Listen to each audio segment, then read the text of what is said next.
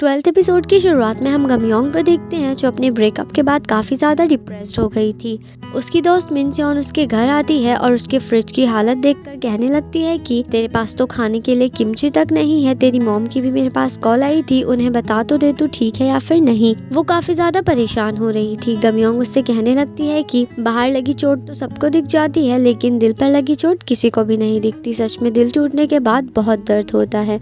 मिनसेओन उससे कहती है कि इसलिए तो मैं तुझसे कह रही हूँ अपनी फैमिली से एक बार बात कर। इसके बाद हम देखते हैं कि एसुन गमयोंग से कॉल पर उसका हालचाल पूछती है। कॉल कट हो जाने के बाद वो काफी ज्यादा अपसेट हो जाती है तो ग्वानसिक उससे पूछने लगता है कि तुम्हें बुरा लगता होगा ना, वो तुम्हें कुछ भी नहीं बताती। जिस पर एसुन भी कहने लगती है कि हाँ लगता तो है, पहले वो मुझे सब कुछ बताती थी लेकिन अब कुछ भी नहीं बताती। शायद अब वो बड़ी हो गई है ना, इससे अच्छा तो वो बचपन में थी। सीन शिफ्ट होता है पास्ट में जहाँ एसुन और गमयोंग साथ में थे। यहाँ गमयोंग एसुन से कह रही थी कि मॉम आप किसी को भी मत बताना, मुझे किम योंग जुन बहुत पसंद है, मैं बड़े होकर उसी से शादी करूंगी। एसुन हंसकर कहने लगती है कि तुम्हें वो क्यों पसंद है तो गमयोंग कहने लगती है कि क्योंकि यहाँ वो सबसे क्यूट लड़का है। इसके बाद एसुन गमयोंग को अपनी पीठ पर घर ले जाने लगती है। जाते हुए गमयोंग उससे पूछती है कि मॉम आपको कौन पसंद है, जिस पर एसुन कहती है कि मुझे तुम्हारे डैड ग्वानसिक बहुत पसंद है। प्रेजेंट में ये सब याद करते हुए एसुन ग्वानसिक से कहने लगती है कि काश गमयोंग अभी हमारे साथ यहाँ पर होती। ग्वानसिक भी उससे कहने लगता है कि वो यहाँ नहीं आ सकती क्योंकि उसे ऑफिस में बहुत काम होता है। तभी उन्हें गमयोंग की आवाज आती है, मॉम मुझे बहुत भूख लगी है। उसे देखकर वो दोनों बहुत खुश हो जाते हैं। इसके बाद हम देखते हैं कि एसुन हर रोज गमयोंग के लिए नए नए खाने बनाती है और ग्वानसिक भी हर रोज उसके लिए बाहर से कुछ न कुछ लेकर आता है। वो दोनों बस अपनी उदास बेटी को खुश करने में लगे थे और गमयोंग भी धीरे धीरे ठीक हो रही थी। अगले सीन में हम देखते हैं कि ग्वानसिक सुबह सुबह 4 बजे गमयोंग को अपने साथ उठाकर सनराइज दिखाने के लिए बोट पर ले जाता है। यहाँ वो उससे कहता है कि सनराइज देखने से तुम्हारा मन खुश हो जाएगा। गमयोंग ग्वानसिक से पूछती है कि क्या आप हर रोज इतनी जल्दी बोट पर आ जाते हैं, आपको ज्यादा सोने का मन नहीं करता। ग्वानसिक कहने लगता है कि अगर मैं थोड़ा कम सोऊंगा तो मेरे दोनों बच्चे देर तक सोएंगे, इसलिए जल्दी उठने के लिए मेरा मन मान जाता है। गमयोंग उससे पूछती है कि डैड आपको इतने बड़े समुद्र में कभी डर नहीं लगता, जिस पर ग्वानसिक उसे दूर एक रोशनी दिखाते हुए कहता है कि वो भी एक मछुआरे की बोट है। जब भी मुझे कभी डर लगता है तो मैं उस बोट को देखता हूँ और सोचता हूँ कि उस बोट पर भी कोई मेरी ही तरह अकेला और डरा हुआ है, फिर मुझे डर नहीं लगता। अगर हमें किसी का साथ मिल जाए तो डर कम लगता है। मैं और तुम्हारी मॉम भी उसी बोट की तरह हमेशा तुम्हारे साथ रहेंगे। जब भी तुम कभी अकेला महसूस करो तो बेझिझक घर आ जाना। गमयोंग इमोशनल होते हुए कहने लगती है कि डैड आप लोगों को मेरी वजह से शर्मिंदगी हुई होगी ना, आपने शादी के कार्ड्स भी बांट दिए थे। ग्वानसिक उससे कहता है कि अरे बिल्कुल भी नहीं, शर्मिंदगी तब होती जब तुम वहाँ शादी कर लेती, अब तुम देखना सब अच्छा ही होगा। गमयोंग कहने लगती है कि आप हमेशा यही कहते हैं लेकिन आपके कहने से कुछ भी ठीक नहीं होता।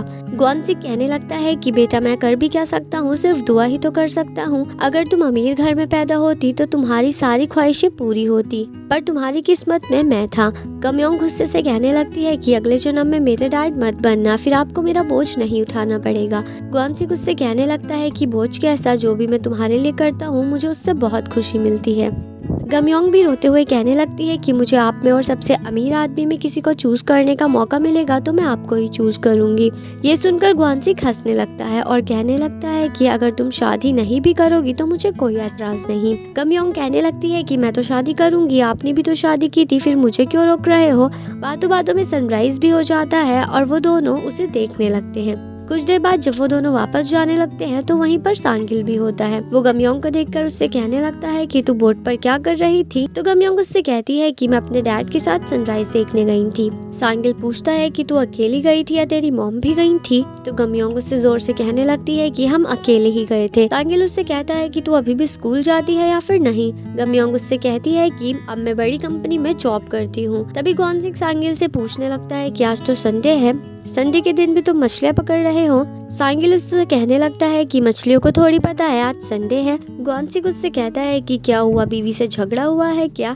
सांगिल चिढ़कर कहने लगता है कि तू मेरे घर के बारे में क्या जानता है, सबके घर में ऊपर नीचे तो होता ही रहता है। फिर वो गमयोंग से कहने लगता है कि तेरे बाप के पास कुछ साल पहले ही बोट आई थी, पहले ये मेरे यहाँ नौकर था। ये सुनकर गमयोंग उससे कहने लगती है कि हाँ तो वो पहले की बात है, अब तो आप दोनों के पास बोट है और आप दोनों ही कैप्टन हो। ये कहकर वो जाते हुए कहने लगती है कि कि उनम्योंग ने इस आदमी की बेटी से ब्रेकअप किया या फिर नहीं। उसे ग्वानसिक का हाथ पकड़कर जाते हुए देखकर सांगिल खुद से कहने लगता है कि इतनी बड़ी हो गई है फिर भी अपने बाप का हाथ पकड़कर चलती है, पूरे का पूरा परिवार ही नक चढ़ा है। अगली सीन में हम देखते हैं कि सांगिल यूनसुक से कह रहा होता है कि जब भी तुम्हारी छुट्टी होगी मेरे साथ सुबह सुबह बोट पर चलोगी सनराइज देखने के लिए। यूनसुक उससे कहने लगती है कि जाकर कोई और बकरा ढूंढो, मैं बहुत बिजी हूँ। ये कहकर वो अपने रूम में जाने लगती है तो सांगिल पीछे से कहता है कि तू उस लड़के को चिट्ठी तो नहीं लिखती, अगर उससे मिली तो मैं तेरी टांगे तोड़ दूंगा और उसे मिलिट्री की जेल में भेज दूंगा, वहाँ का जनरल मेरा दोस्त है। यूनसुक उसके पास जाकर कहने लगती है कि आपको शर्म नहीं आती, न जाने आप बाहर कितनी औरतों से मिलते हो और सिर्फ मेरे एक लड़के से मिलने पर इतनी प्रॉब्लम हो रही है। सांगिल गुस्से से कहने लगता है कि मैं तेरे बाल काट कर तुझे गंजा कर दूंगा, समझी। यूनसुक भी उससे कहने लगती है कि हाँ तो ठीक है, वैसे भी आप मेरी जिंदगी पहले ही खराब कर चुके हो। वहीं दूसरी तरफ एसुन गमयोंग को एक आदमी के बारे में बताते हुए कह रही थी कि उनका अपना संतरों का बाग है और खुद का पहाड़ भी है, जिस पर गमयोंग कहती है कि आप मुझे सब क्यों बता रही हो, कि आपको उस आदमी से प्यार हो गया। एसुन उससे कहती है कि अरे नहीं, उसका एक 29 साल का बेटा है जो अभी सियोल से पढ़ाई कर वापस आया है। गमयोंग उससे कहने लगती है कि मेरी सगाई टूटे हुए अभी 1 ही साल हुआ है, अगर मैं शादी की बात करूंगी तो लोग मेरे बारे में क्या सोचेंगे। एसुन उससे कहती है कि हाँ तो इससे क्या फर्क पड़ता है, और वैसे भी तुम्हारे बारे में सबको नहीं पता था। वो गमयोंग को उसके वेडिंग कार्ड्स दिखाकर कहती है कि मुझे पता था तुम मुझसे शादी नहीं करोगी, इसलिए मैंने ये सब नहीं बांटे थे। अगले सीन में हम देखते हैं कि गमयोंग सियोल वापस आ गई थी और एकदम ठीक हो चुकी थी। वहीं गमयोंग के घर से जाने के बाद एसुन और ग्वानसिक देखते हैं कि गमयोंग ने टेबल पर ग्वानसिक के लिए क्रीम और एसुन के लिए एक नोटबुक रखी थी ताकि वो उसमें पोएट्री लिख सके।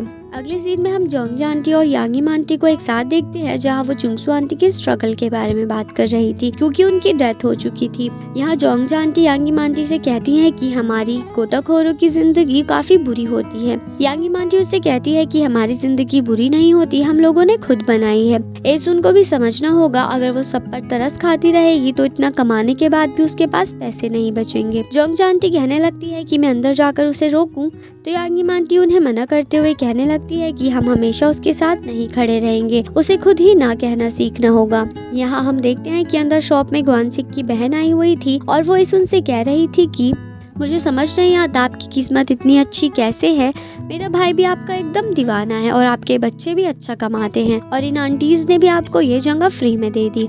तभी जोंगजा आंटी आकर उससे कहने लगती है कि मुझे सब सुनाई दे रहा है, तुमने अपने बेचारे पेरेंट्स का घर बेच दिया अपने बिजनेस के चक्कर में और फिर बुढ़ापे में उन पर अपने बच्चों की जिम्मेदारी डाल दी।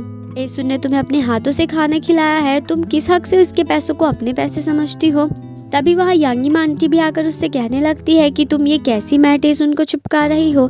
इसके बाद वो जाते हुए एसुन को 2 मैट देकर कहने लगती है कि इस मैट पर सोने से भैया के घुटनों का दर्द एकदम ठीक हो जाएगा, वैसे भी ये सब मैं आपको सस्ते में दे रही हूँ, आपसे पैसे थोड़े ना कमाऊंगी। एसुन एक मैट उसी को देकर कहने लगती है कि ये मॉम को दे देना, उनकी पीठ में दर्द है, और हाँ अपने नाम से मत देना, पैसे मैंने खर्च किए हैं तो नाम भी मेरा होना चाहिए। सीन शिफ्ट होता है जहाँ सब लोग एसुन की दादी का बर्थडे सेलिब्रेट कर रहे थे। यहाँ एसुन के अंकल अपने बेटे को अपने पास बुलाकर एसुन की दादी से कहते हैं कि मॉम आपको अपना सबसे बड़ा पोता याद है।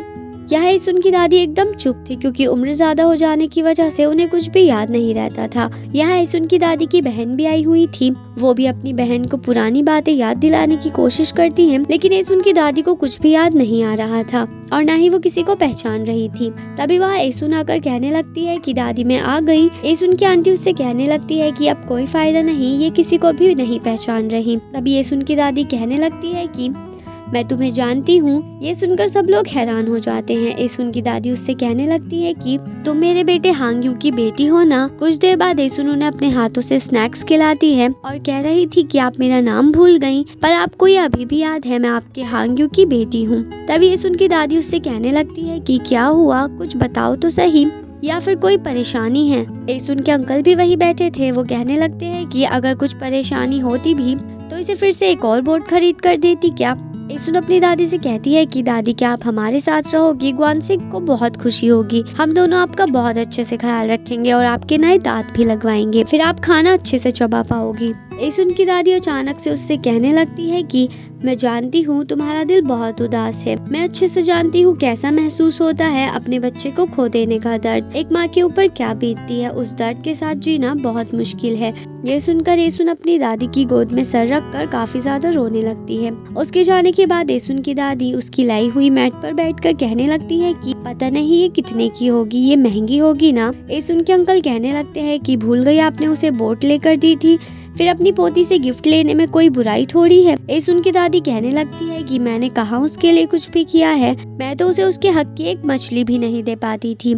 ये सुनकर एसुन के अंकल कहने लगते हैं कि ये मछलियों का ताना क्या आप मुझे मरते दम तक देती रहोगी। एसुन की दादी कहने लगती है कि मेरा बेटा मरने के बाद मुझसे बहुत शिकवे करेगा, मुझे तो अभी से ही मेरे कानों में उसकी शिकायतें सुनाई दे रही हैं। ये सुनकर एसुन के अंकल काफी ज्यादा इमोशनल हो जाते हैं और इस तरह से वो भी कुछ दिनों के बाद दुनिया को अलविदा कह देती हैं। अगले सीन में हम एसुन और ग्वानसिक को उनकी ग्रेव के पास बैठा हुआ देखते हैं, जहाँ एसुन ग्वानसिक से कह रही थी कि सब लोग हमें छोड़कर जा रहे हैं, डैड, मॉम, तुम्हारी दादी, डैड, चुंगसू आंटी और अब मेरी दादी। उनके जाने की कमी बहुत ज्यादा खलती है, इसलिए मैं चाहती हूँ कि हम दोनों इस दुनिया से एक साथ जाएं। सीन शिफ्ट होता है 1996 में, जहाँ एसुन ने बहुत सारा खाना बनाया था क्योंकि आज उनम्योंग मिलिट्री सर्विस से वापस आ रहा था। तभी डोर नॉक होता है। एसुन और ग्वानसिक कहने लगते हैं कि बेटा डोर खुला है, तुम अंदर आ जाओ। उनम्योंग डोर खोलकर चुपचाप एक ही जगह खड़ा हो जाता है, तो एसुन और ग्वानसिक उससे कहने लगते हैं कि अंदर क्यों नहीं आ रहे, पहले सैल्यूट करना पड़ेगा क्या। तभी पीछे से युनसुक आती है, तो एसुन हैरानी से पूछती है क्या तुम दोनों अभी भी एक साथ हो, वैसे तुम अभी इस वक्त यहाँ क्या कर रही हो। तभी युनसुक अपने पेट पर हाथ रखती है, तो एसुन डर कर कहने लगती है कि तुम अपने पेट पर हाथ क्यों रख रही हो, मुझे डर लग रहा है। तभी उनम्योंग कहने लगता है कि मॉम डैड आप दोनों दादा दादी बनने वाले हो। ये सुनकर ग्वानसिक उसे पीटने के लिए वहाँ रखी झाड़ू उठा लेता है। वहीं दूसरी तरफ हम गमयोंग को बस स्टॉप पर बस का वेट करते हुए देखते हैं। जैसे ही बस आती है तो गमयोंग बस के अंदर चढ़ जाती है। तभी हम देखते हैं कि उसी बस के पिछले गेट से चोंगसो भी मिलिट्री सर्विस से वापस आ जाता है। जैसे ही उसकी नजर गमयोंग पर पड़ती है तभी बस चलने लगती है। चोंगसो बस के पीछे भागने लगता है, लेकिन वहाँ कुछ लड़कियां आ जाती है और चोंगसो भीड़ में फंस जाता है और बस काफी आगे निकल जाती है और यहीं पर यह एपिसोड एंड हो जाता है।